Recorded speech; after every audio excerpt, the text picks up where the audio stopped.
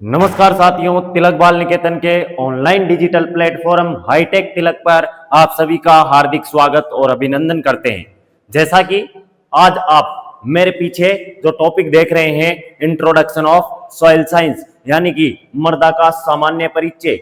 आज की क्लास में कौन सी क्लास में है?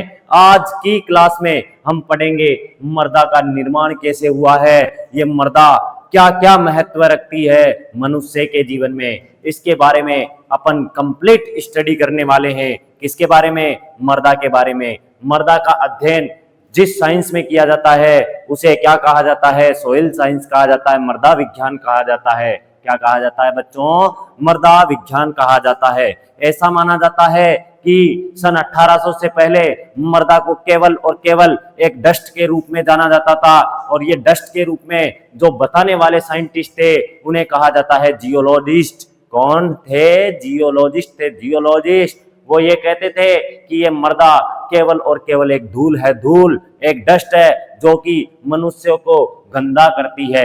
ये कौन कहता था? जितने भी 1800 से पहले, कौन से सन से पहले? 1800 से पहले जितने भी जियोलॉजिस्ट थे वो सारे के सारे क्या कहते थे? मृदा को केवल और केवल एक डस्ट के रूप में जानते थे। किसके रूप में जानते थे? डस्ट के रूप में। लेकिन सन 1800 में एक वैज्ञानिक आए, उनका नाम था वीवी डोकुचेव। क्या नाम था बच्चों? वीवी डोकुचेव। वीवी डोकुचेव ने कहा कि नहीं, ऐसा नहीं होने देगा मैं कि मृदा को केवल मिट्टी धूल समझा जाए, ऐसा मैं कभी नहीं होने देगा। मैं मृदा के बारे में अध्ययन करेगा। उसने मृदा के बारे में अध्ययन किया, और मृदा के बारे में अध्ययन करके उसने मृदा के फंडामेंटल प्रिंसिपल दिए, सामान्य सिद्धांत दिए, और सामान्य सिद्धांत देने के कारण ही मृदा को विज्ञान के रूप में पढ़ा जाने लगा। ये प्रयास थे किसके? वीवी डोकुचेव के। और उनके इन्हीं अथक प्रयासों के कारण उन्हें फादर ऑफ सॉइल साइंस कहा जाता है, फादर ऑफ मृदा विज्ञान कहा जाता है। मृदा विज्ञान के जनक के रूप में, किसके रूप में? जनक के रूप में किसे जाना जाता है? जनक के रूप में जिस आदमी को जाना जाता है उसे कहा जाता है वीवी डोकुचेव। क्या नाम था बच्चों? वीवी डोकुचेव कहा जाता था।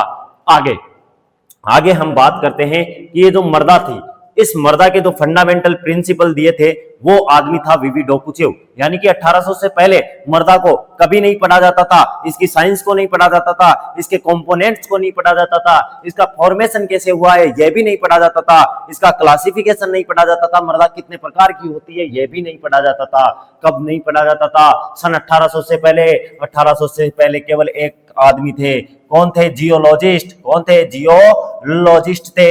यानी कि जितने भी भूगोल के साइंटिस्ट थे वो ये कहते थे कि मृदा केवल एक धूल है, धूल केवल और केवल एक धूल है, ये कहते थे। कौन कहते थे? जियोलॉजिस्ट। लेकिन ये उनकी भूल थी। भूल क्या थी? उनकी भूल थी, उन्हें मृदा का महत्व नहीं पता था। मृदा का महत्व बताने का जिस आदमी ने सर्वप्रथम कार्य किया उस आदमी का नाम था वीवी डोकुचेव। क्या नाम था बच्चों? वीवी डोकुचेव। वीवी डोकुचेव ने सर्वप्रथम मृदा के फंडामेंटल्स दिए, कुछ फंडामेंटल प्रिंसिपल दिए। इसी कारण मृदा विज्ञान के जनक के रूप में किसे जाना जाता है? डोकुचेव को जाना जाता है। किसको जाना जाता है? डोकुचेव को जाना जाता है। इसके आगे की कहानी के बारे में अब अपन अध्ययन करते हैं। किसके बारे में? इसके आगे की कहानी। यानी कि मैंने कहा कि 1800 से पहले मृदा क्या थी? केवल और केवल एक धूल थी, धूल। मृदा क्या थी? एक धूल थी जो कि किसको गंदा करती थी? मनुष्य को गंदा करती थी, मनुष्य जाति को गंदा करती थी। ऐसा कहने वाले वैज्ञानिक जियोलॉजिस्ट थे। कौन थे? जियोलॉजिस्ट थे। लेकिन धीरे धीरे इनका खंडन हुआ। सन 1800 में डोकुचेव नाम के वैज्ञानिक आए। कौन आए? डोकुचेव नाम के वैज्ञानिक। और डोकुचेव ने कहा कि नहीं भाई साहब, मेरी मृदा विज्ञान की साइंस अलग है, मेरी मृदा विज्ञान की विज्ञान अलग है, इसकी साइंस अलग है, इसकी थ्योरी अलग है, इसका फॉर्मेशन अलग है, इसका वेदरिंग अलग है, सब कुछ, इसका निर्माण की अलग प्रक्रियाएं, इसके निर्माण को अफेक्ट करने वाले कारक अलग है, इसके निर्माण की प्रक्रियाएं अलग है। ये सारी की सारी थ्योरी देने वाले वैज्ञानिक कौन थे? वीवी डोकुचेव। और वीवी डोकुचेव ने जिन सॉइल पे अध्ययन किया था वो सॉइल थी चेरनोजेन सॉइल। कौन सी सॉइल थी बच्चों? चेरनोजेन सॉइल पे इन्होंने अध्ययन किया था। किसने अध्ययन किया था? चेरनोजेन सोइल पर जिस वैज्ञानिक ने अध्ययन किया था उस वैज्ञानिक का नाम था वीवी डोकुचेव। आइए आगे चलते हैं और समझते हैं मृदा का निर्माण कैसे हुआ है। ये जो मृदा है, ये जो सोइल है, सोइल, ये सोइल मुख्यतः लैटिन भाषा के, कौन सी भाषा के? लैटिन भाषा के एक शब्द से बनती है जिसे कहा जाता है सोलम। क्या कहा जाता है? ये एक लैटिन शब्द होता है जो कि मुख्यतः दो होरिजन से मिलकर बनता है। कौन कौन सा? ए प्लस बी होरिजन से मिलकर बनता है। ये दोनों मास्टर होरिजन है। मुख्यतः होरिजन कितने प्रकार के होते हैं? दो प्रकार के होते हैं। एक मास्टर होरिजन होते हैं, एक डायग्नोस्टिक होरिजन होते हैं। जो मास्टर होरिजन होते हैं वो मुख्यतः आपकी मृदा में 5 पाए जाते हैं। क्या पाए जाते हैं? जब अपन सोइल प्रोफाइल टॉपिक पढ़ेंगे, सोइल प्रोफाइल टॉपिक पढ़ेंगे, तब अपन जानेंगे किसके बारे में जानेंगे? मृदा प्रेक्षिका के बारे में जानेंगे, उसके अंदर पाए जाने वाले होरिजन्स के बारे में जानेंगे, संस्तरों के बारे में जानेंगे। लेकिन फिलहाल जो मैं आपको समझा रहा हूं वो केवल और केवल इतना सा है कि ये जो सोइल है ये लैटिन भाषा के एक शब्द सोलम से बनती है। किससे बनती है? सोलम से। इस सोलम शब्द का जो अर्थ है, क्या है अर्थ? इसका जो मीनिंग है वो होता है ग्राउंड या फ्लोर। क्या होता है? ग्राउंड होता है, या फिर इसे हम कह सकते हैं कि फ्लोर होता है। यानी कि हिंदी भाषा में यदि इसी का नाम बताऊं तो यह होता है फर्श। फर्श इसे इसलिए कहा जाता है क्योंकि यह पृथ्वी की सबसे आउटर मोस्ट लेयर होती है, सबसे बाहरी परत होती है। क्यों कहा जाता है? क्योंकि बिकॉज ये सबसे आउटर मोस्ट लेयर होती है। आउटर मोस्ट लेयर होती है किसकी होती है? आपके पृथ्वी की सबसे बाहरी परत होती है। कौन सी परत होती है बच्चों? बाहरी परत होती है। और ये बाहरी परत होती है, इसी कारण इसे क्या कहा जाता है? इसे ग्राउंड या फ्लोर कहा जाता है। किसका कहा जाता है? पृथ्वी का कहा जाता है। यहां तक की कहानी आपको समझ में आई होगी। मैंने कहा कि ये जो सोइल है, ये सोइल लैटिन भाषा के एक शब्द से बनी हुई है जिसका अर्थ होता है, लैटिन भाषा के एक शब्द सोलम से बनी होती है जिसका अर्थ होता है ग्राउंड या फ्लोर। क्योंकि ये मेरी पृथ्वी है, ये मेरी पृथ्वी है। इस पृथ्वी की जो सबसे बाहरी परत होती है, बाहरी परत, उस बाहरी परत को कहा जाता है पृथ्वी का फर्श।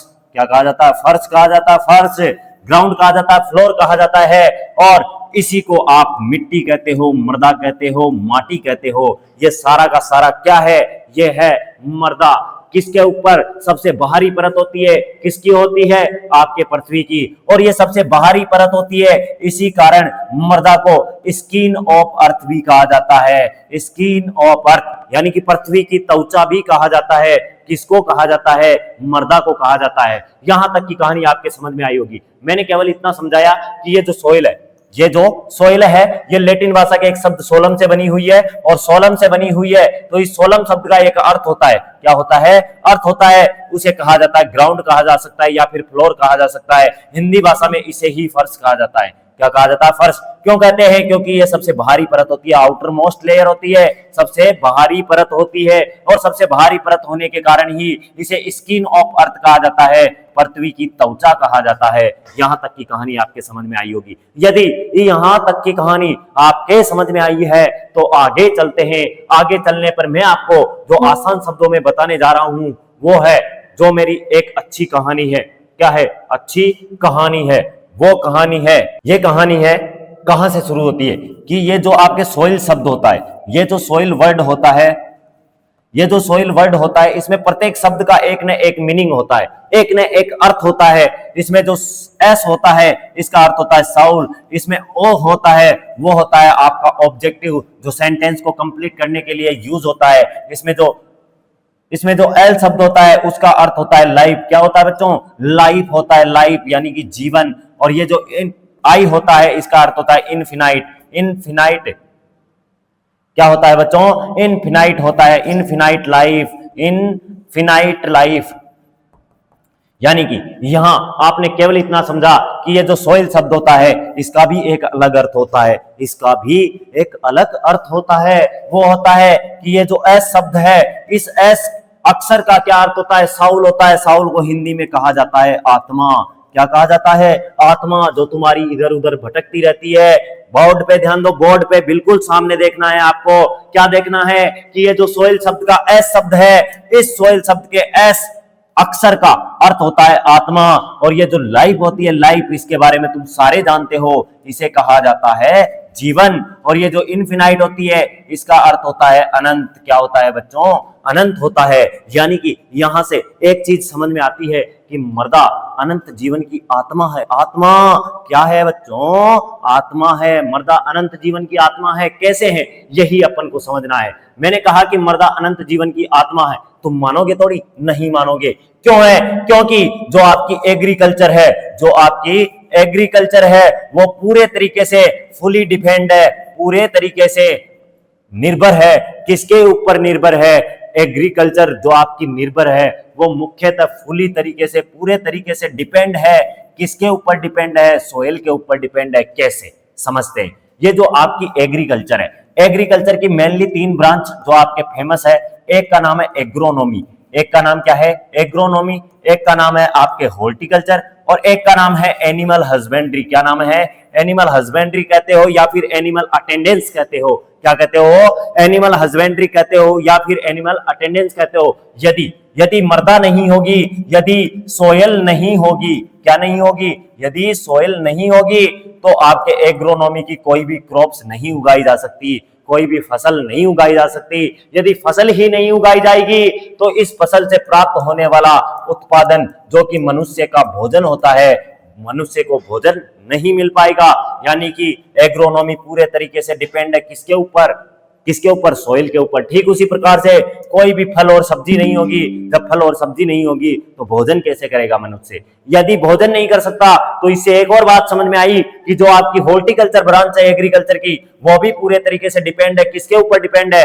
एग्रीकल्चर जो कि डिपेंड है, उसमें जो हॉर्टिकल्चर है वो भी डिपेंड है किसके ऊपर? सोइल के ऊपर। ठीक उसी प्रकार से इन दोनों का जो अवशेष होता है, इन दोनों का जो अवशेष होता है, जो आपका मैटर होता है, अवशेष मैटर, चारा जिसे आप कह सकते हो, वो चारा इनका फूड होता है। किसका फूड होता है? आपके पशुओं का फूड होता है। यदि क्या नहीं होगा? यदि आपके फसलें नहीं होगी तो आपको चारा नहीं मिलेगा। यदि चारा नहीं मिलेगा तो आप जंतुओं को क्या खिलाओगे? यानी कि यहां से केवल और केवल एक पॉइंट समझ में आता है बच्चों, वो ये समझ में आता है कि यदि आपने एक चीज नोटिस की तो यहां पे केवल यह पता चल रहा है कि यदि सोइल नहीं है तो एग्रीकल्चर नहीं है, और यदि एग्रीकल्चर नहीं है तो फिर आपका जीवन भी नहीं है। इसी वजह से मर्दा को क्या कहा जाता है बच्चों? मर्दा को अनंत जीवन की आत्मा कहा जाता है। आत्मा कहा जाता है। किसको कहा जाता है? मर्दा को कहा जाता है। अनंत जीवन की आत्मा कहा जाता है। यहां तक की कहानी समझ में आई। अब मेरे को ये जो समझना है वो समझना है कि ये मर्दा बनी तो बनी कैसे, मर्दा का निर्माण हुआ तो हुआ कैसे। यही कहानी अब पढ़ने जा रहे हैं अपन। मैंने केवल एक चित्र बनाया जिसका नाम है मेरी पृथ्वी, आपकी पृथ्वी, सबकी पृथ्वी। इसे अंग्रेजी में अर्थ कहते हैं। अर्थ क्या कहते हैं बच्चों?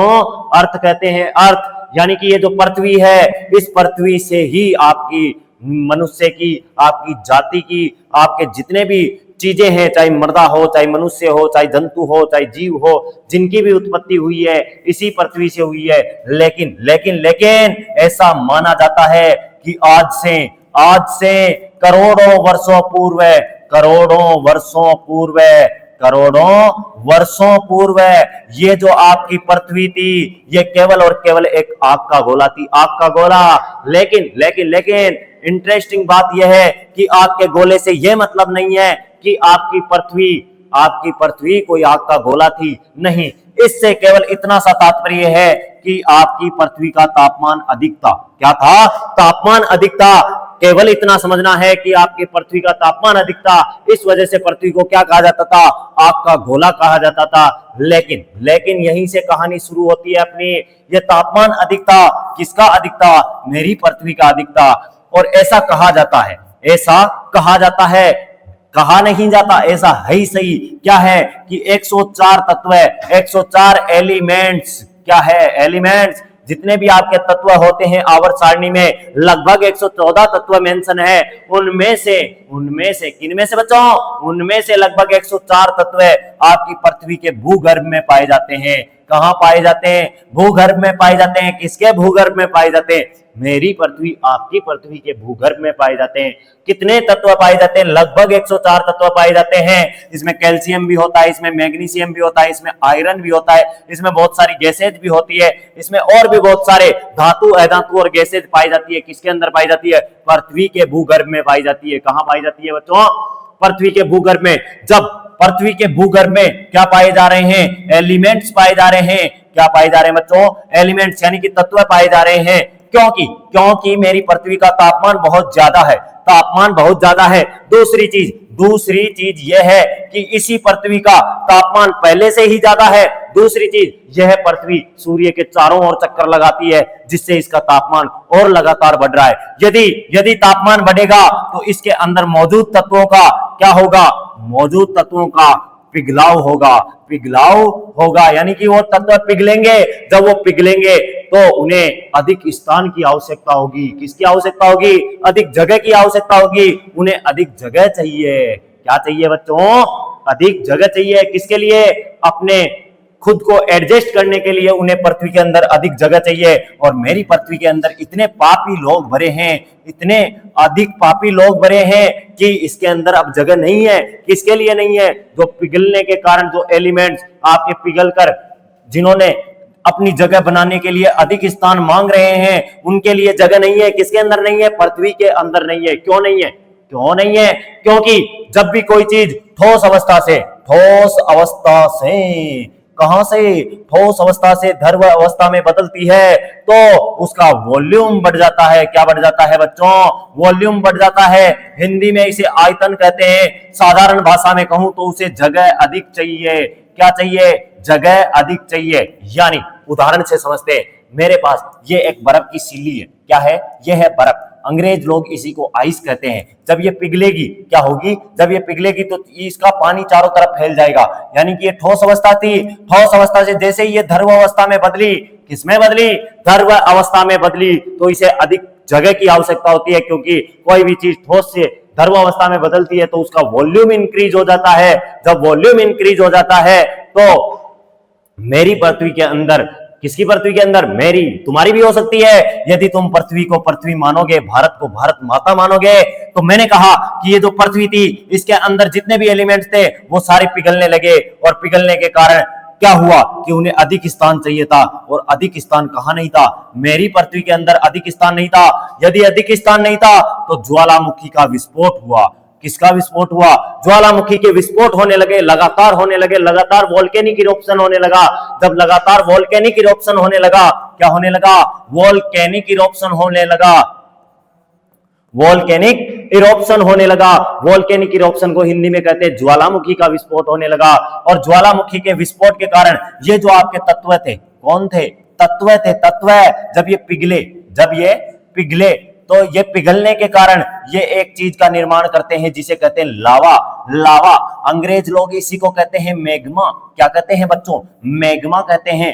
हिंदी वाले इसे कहते हैं लावा। यानी कि ये जो तत्व पिघले, इनसे जो घोल बना, उस घोल को कहा जाता लावा या मैग्मा। ये मैग्मा जैसे ही बाहर आया, कहां से? पृथ्वी के भूगर्भ से बाहर आया, तो इसने आपकी पृथ्वी के चारों ओर जहां आपके क्या हुआ? लावा बाहर निकला, वहां इसने आतंक फैलाया। आतंक फैलाने से मतलब है कि एक ठोस पिंड बनाया। यानी कि क्या बनाया? ठोस पिंड बनाया। यहां से केवल इतना समझना है, यहां से केवल और केवल इतना समझना है। कितना समझना है? जितना मैं बताऊं केवल उतना ही समझना है। क्या समझना है? कि ये जो पृथ्वी के अंदर जितना भी मटेरियल था, जब ये पिघला तो पिघलने के कारण वोल्केनिक इरप्शन हुआ, ज्वालामुखी विस्फोट हुआ। क्या हुआ? ज्वालामुखी विस्फोट हुआ। क्या हुआ? ज्वालामुखी का विस्फोट हुआ। जब ज्वालामुखी का विस्फोट हुआ तो इसके अंदर जितनी भी गैसें थी वो गैसें उत्सर्जित हुई और उन्होंने एक पतली परत के रूप में, किसके रूप में बच्चों? पतली परत के रूप में एक आवरण बनाया। पतली परत रूपी आवरण बनाया, जिसे वर्तमान समय में क्या कहा जाता है बच्चों? क्या कहा जाता है? इसे वर्तमान समय में वायुमंडल कहा जाता है। वायुमंडल कहा जाता है। यानी कि इससे केवल एक चीज समझ में आती है कि आज से करोड़ों वर्षों पहले पृथ्वी पर जीवन संभव नहीं था। उसका मेन रीजन था कि पृथ्वी पर वायुमंडल नहीं था, दूसरी चीज जलमंडल भी नहीं था, तीसरी चीज स्थल मंडल भी नहीं था। यानी कि पीने के लिए पानी नहीं है, श्वास लेने के लिए वायु नहीं है, रहने के लिए स्थल नहीं है, उस जगह पर जीवन संभव नहीं था। क्यों नहीं था? क्योंकि ये तीनों चीजें वहां पर विकसित नहीं हुई थी। लेकिन जब इस पृथ्वी से वोल्केनिक इरप्शन हुआ तो बहुत सारी गैसों ने इस पृथ्वी को चारों ओर से एक पतले आवरण के रूप में ढक लिया और इस पतले आवरण को ही वर्तमान समय में वायुमंडल कहते हैं। अंग्रेज लोग इसी को एटमॉस्फेयर कहते हैं। क्या कहते हैं बच्चों? एटमॉस्फेयर कहते हैं। क्या कहते हैं बच्चों? एटमॉस्फेयर कहते हैं। यहां तक की कहानी आपके समझ में आई होगी। जिस जगह से ये ज्वालामुखी विस्फोट हुए वहां हो गए गड्ढे। क्या हो गए बच्चों? गड्ढे हो गए। क्या हो गए? गड्ढे हो गए। और गड्ढे हुए उन जगह क्योंकि अब वायुमंडल का निर्माण हो चुका है। वायुमंडल में होगी केमिकल रिएक्शंस और वायुमंडल में केमिकल रिएक्शंस के कारण होने लगी वर्षा। क्या होने लगी? वर्षा होने लगी, वर्षा। और वर्षा होने के कारण इन गड्ढों में क्या भर गया? इन गड्ढों में भर गया पानी, भर गया इन गड्ढों में। और पानी भरने से क्या भरने से? पानी भरने से एक और मंडल का निर्माण हुआ। उस मंडल को कहा जाता है जल मंडल। क्या कहा जाता है बच्चों? हाइड्रोस्फीयर कहा जाता है, जलमंडल कहा जाता है। इस जलमंडल का निर्माण कैसे हुआ? इस जलमंडल का निर्माण ऐसे हुआ, जैसे मैं बता रहा है वैसे हुआ कि जब वोल्केनिक इरप्शन के कारण आपकी पृथ्वी में जगह जगह गड्ढे हो गए तो उन गड्ढों में वायुमंडल में होने वाली केमिकल रिएक्शंस के कारण वर्षा हुई और इन गड्ढों में भर गया पानी। और पानी भरने के कारण एक मंडल का निर्माण हुआ जिसे वर्तमान समय में जलमंडल कहा जाता है। यहां तक की कहानी समझ में आई होगी। मैंने कहा आपके दो मंडल बन चुके हैं, यानी कि श्वास लेने के लिए वायु मिल चुकी है और आपके पीने के लिए जल मिल चुका है। लेकिन इससे काम नहीं चलता बच्चों, इससे काम नहीं चलता। इससे काम चलाने के लिए एक और चीज चाहिए, एक नहीं दो चाहिए। दो कैसे चाहिए अभी बताते हैं। पहली चीज, ये जो पृथ्वी थी इससे जो वोल्केनिक इरप्शन हुआ, वोल्केनिक इरप्शन के कारण जो लावा बाहर आया, वो लावा धीरे धीरे ठंडा होकर, क्या होकर? धीरे धीरे वो लावा ठंडा हुआ और ठंडा होकर उसने क्या किया? उसने एक ठोस पिंड का निर्माण कर लिया। किसका निर्माण कर लिया? ठोस पिंड का निर्माण कर लिया। किसका निर्माण कर लिया? एक हार्ड पिंड का निर्माण कर दिया, एक ठोस पिंड का निर्माण कर लिया। जब इस ठोस पिंड का निर्माण हो गया तो इसी ठोस पिंड को क्या कहा जाता है? चट्टान कहा जाता है। और मेरे प्यारे अंग्रेज लोग इसी को कहते हैं रॉक, कहते हैं रॉक, चट्टान कहते हैं चट्टान। यानी कि चट्टानों का भी निर्माण हो गया। और इससे जिस मंडल का निर्माण होता है, इससे किससे?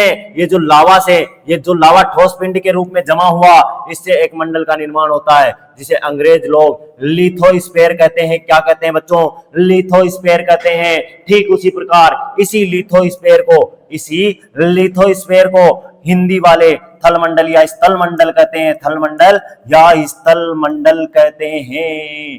क्या कहते हैं? स्थल मंडल कहते हैं। यानी कि अब मेरे पास तीन चीजें अवेलेबल है। पहली चीज स्थल मंडल है, रहने के लिए मंडल है स्थल मंडल, श्वास लेने के लिए मंडल है वायुमंडल, जल पीने के लिए मंडल है जलमंडल। यानी कि मेरी पृथ्वी पर जब पहले कोई मंडल नहीं था, लेकिन जैसे जैसे विकास हुआ, जैसे जैसे ज्वालामुखी विस्फोट के कारण आपके तीनों मंडल बन गए, तो मेरी पृथ्वी पर अब तीन मंडल मौजूद है। एक मंडल का नाम है वायुमंडल, एक मंडल का नाम है जलमंडल और एक मंडल का नाम है जिसे आप क्या कहते हो बच्चों? जिसे आप कहते हो स्थल मंडल कहते हो, स्थल मंडल या फिर एटमॉस्फेयर, हाइड्रोस्फीयर और लिथोस्फीयर, तीनों के तीनों मौजूद है। लेकिन समझने योग्य बात है कि इन तीनों से भी आपको जीवन नहीं जिया जाएगा, क्योंकि अभी भोजन की व्यवस्था नहीं हुई है। केवल किसकी व्यवस्था हुई है? वायुमंडल से वायु की व्यवस्था हुई है, जलमंडल से जल की व्यवस्था हुई है और रहने के लिए घर की व्यवस्था हुई है, स्थल की व्यवस्था हुई है। साधारण भाषा में कहूं तो स्थल की व्यवस्था हुई है। किसकी व्यवस्था हुई है? स्थल की व्यवस्था हुई है। यानी कि केवल इन तीन चीजों से भी अभी जीवन नहीं जिया जा सकता। यदि इन तीन चीजों से जीवन नहीं जिया जा सकता तो मैंने क्या कहा था? वापस समझाते हैं कहानी कहां से शुरू हुई थी। ये मेरी पृथ्वी थी, इसके अंदर 104 तत्व पाए जा रहे थे। ये 104 तत्व है धीरे धीरे पिघलने लगे। क्या होने लगे? पिघलने लगे। जब ये पिघले तो इन्होंने एक चीज का निर्माण किया जिसे कहते हैं लावा, और जब ये लावा बना तो इस लावा को अधिक जगह चाहिए थी, किसके लिए? अंदर बैठने के लिए। लेकिन पृथ्वी ने मना कर दिया, नहीं है भाई साहब, मेरे पास जगह नहीं देगा, मैं तेरे को जगह नहीं देगा। तो इससे क्या बना? इससे ये जो तत्व पिघले थे इन्हीं का तो लावा था, यानी कि ये जो लावा बाहर आया इसे आपने ठोस पिंड के रूप में जमा हुआ, और ये ठोस पिंड आगे चलकर किसका निर्माण करती है? चट्टान का निर्माण करती है। यानी कि चट्टानें किसकी बनी होगी? इन्हीं तत्वों की बनी होगी, क्योंकि इन्हीं तत्वों के लावा से तो ठोस पिंड बना है और इसी ठोस पिंड से तो ये चट्टान बनी है। यानी कि ये जो चट्टान होती है ये इन्हीं 104 एलिमेंट्स में से किसी न किसी से बनी होगी। यानी कि अब कहानी यहां से शुरू होती है कि ये जो चट्टान होगी, इसी चट्टान को वही जलमंडल का जल और उसी वायुमंडल की वायु क्या करेगी? तोड़ेगी, अपक्षयित करेगी, वेदरिंग करेगी। किसकी करेगी? चट्टानों की वेदरिंग करेगी, चट्टानों को तोड़ेगी। और इन चट्टानों को तोड़कर जब इस चट्टान का कण 2 mm का हो जाएगा, कितने mm का हो जाएगा? जब इस चट्टान का कण 2 mm का हो जाएगा तब इस चट्टान को क्या कहा जाएगा? इस चट्टान को फिर चट्टान का कण नहीं कहा जाएगा, इसे कहा जाएगा सोयल पार्टिकल। क्या कहा जाएगा बच्चों? सोयल पार्टिकल, यानी कि मृदा का कण कहा जाएगा, मृदा का कण कहा जाएगा। यानी कि आपने यहां यह समझा कि आपकी मृदा का निर्माण केवल और केवल किससे हुआ है? चट्टानों से हुआ है। चट्टानों से कैसे हुआ है? चट्टानों से ऐसे हुआ है कि ये जो तत्व थे ये जब पिघले जब उससे क्या बना? लावा बना। और ये लावा जब पृथ्वी के बाहर आया तो इसी लावा को धीरे धीरे ठंडा होने के बाद जमाव हुआ, और जमाव होने से एक ठोस पिंड का निर्माण हुआ। इसी ठोस पिंड को क्या कहा जाता है? चट्टान कहा जाता है। और इसी चट्टान का जब अपक्षय होगा, जब ये टूटेगी, छोटे छोटे टुकड़ों में टूटेगी, और जब इसका टुकड़ा 2 mm का हो जाएगा, किसका टुकड़ा? इस चट्टान का टुकड़ा, इस रॉक का टुकड़ा जब 2 mm का हो जाएगा तो इसे कहा जाएगा सोयल पार्टिकल या फिर मृदा का कण कहा जाएगा। यहां से कहां से?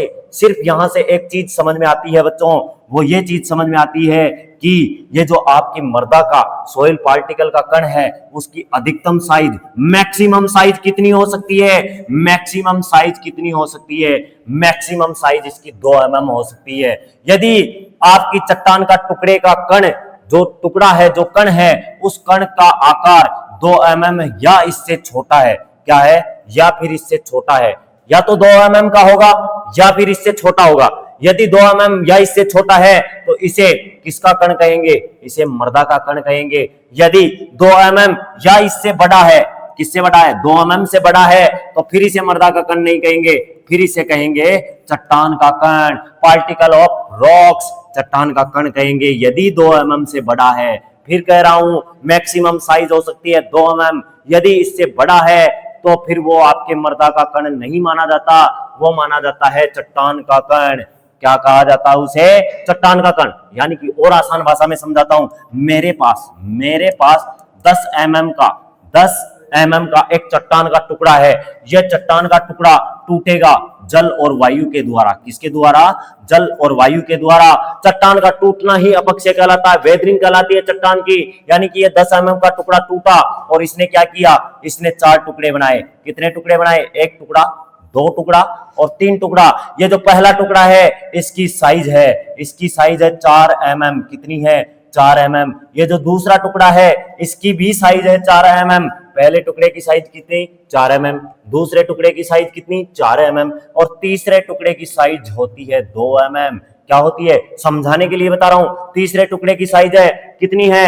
2 mm है। यानी कि इन तीनों टुकड़ों में से केवल और केवल एकमात्र टुकड़ा है जो किसका टुकड़ा है? मृदा का कण है, मृदा का कण। बाकी ये दोनों के दोनों किसके कण हैं?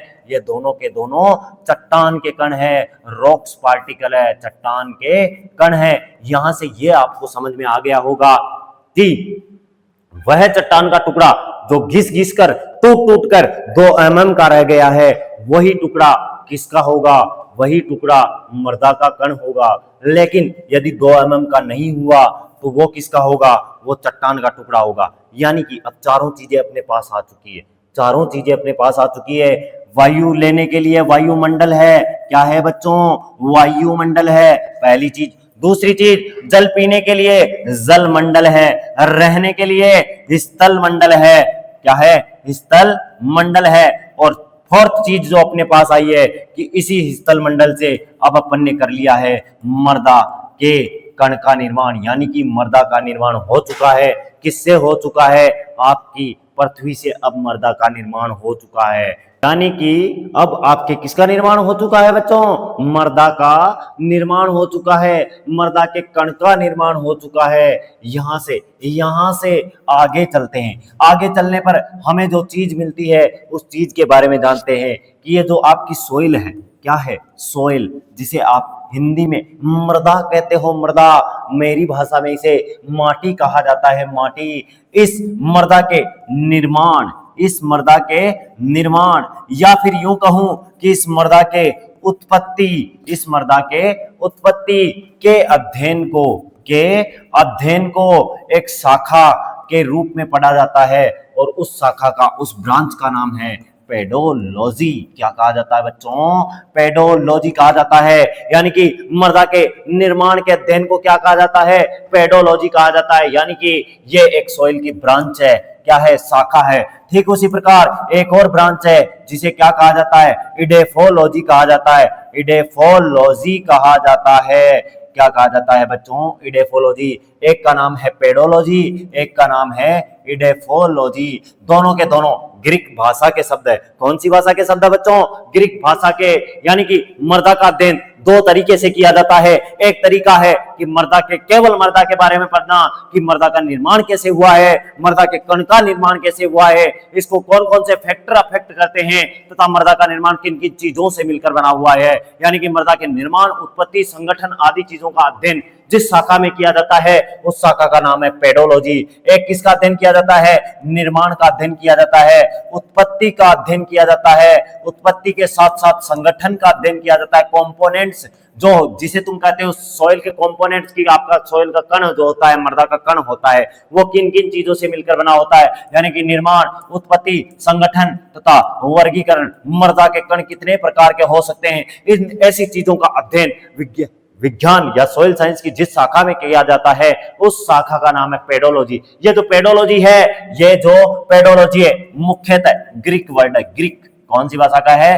ग्रीक वर्ड है। और ग्रीक में भी दो वर्ड आते हैं, दो वर्ड। पहला वर्ड आता है पेडोन। क्या आता है बच्चों? पेडोन। दूसरा वर्ड आता है लोगस। लोगस आता है।